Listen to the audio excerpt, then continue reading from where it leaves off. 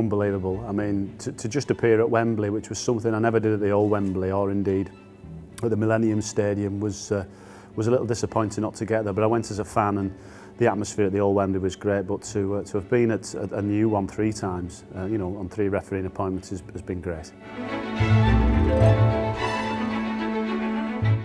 Well, I would say, people would say, well, it's not really different, but it is different because, you know, just today sat here now having a TV interview and all the furore that surrounds major finals at Wembley is something that goes on. So it is different, but at the end of the day, it's a football match between 22 players, so you've just got to treat it as such. No, what it is, I mean, obviously, because I'm from Liverpool County FA, I'm not allowed to referee Liverpool or Everton, so because those teams aren't in the final, it's given me a chance. But it's an opportunity that you only get once, and over the few years that I've been refereeing now, I've laid the foundation stones and worked really hard. And on this occasion, the FA Referees Committee have decided that I'm the man for the job on May the 15th. I got a telephone call from the FA a couple of Mondays ago, and it was quite a strange set of circumstances, really. When I was told I got the final, I had goosebumps, a dry mouth, couldn't speak, and was shaking, which is a lot of emotion in one go. But once it had sunk in and the dust had settled, I was absolutely ecstatic, as you can imagine. I think it was a dream to probably one day play in an FA Cup final, but refereeing it was something I'd never thought of. It's only in the past few years when I've seen the opportunities arise and thinking, well, I ain't going to play in it, I'd love to referee it, and to be there on May the 15th is something special.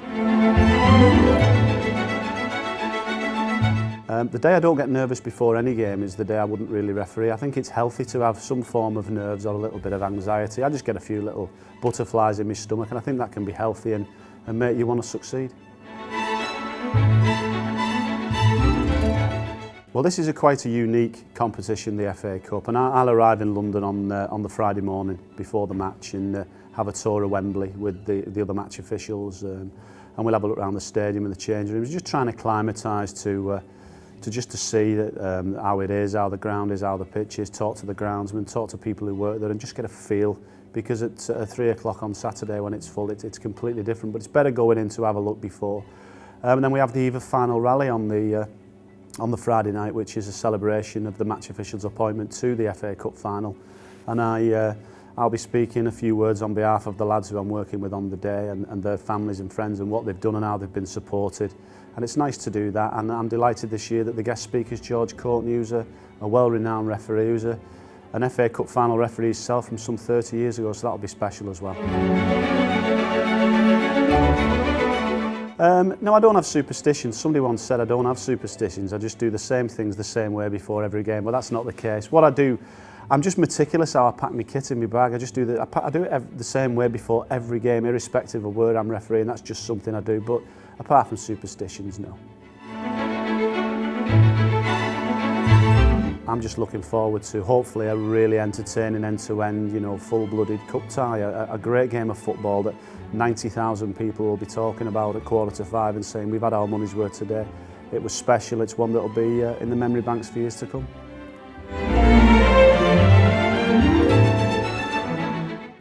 The atmosphere is electric. As you can imagine, it's the biggest stadium in the country, 90,000 people who will all be shouting for their team on the day, and the atmosphere will be electric, so I've got to make myself heard and blow the whistle a little bit harder. I was always told by people who refereed the FA Cup final before that it just passes you by, and having had the opportunity to referee there before, that is the case. You remember very little. Thankfully now we're in the age where we can get DVDs, so at some stage in the future I'll sit down when the dust has settled and watch it through again. No, I don't. What I do is I look at incidents, certain incidents from certain games where I think I could have done better to try and improve, or indeed I look at something that I think I've done really well and look at why I've done it well, and hopefully pass that expertise on to lesser, inexperienced referees. The first. I always watch football as a fan. I love watching football. I watched the game last night and really enjoyed it. And then sometimes along the way I think, oh crikey, who's refereeing? But no, I'm a football fan.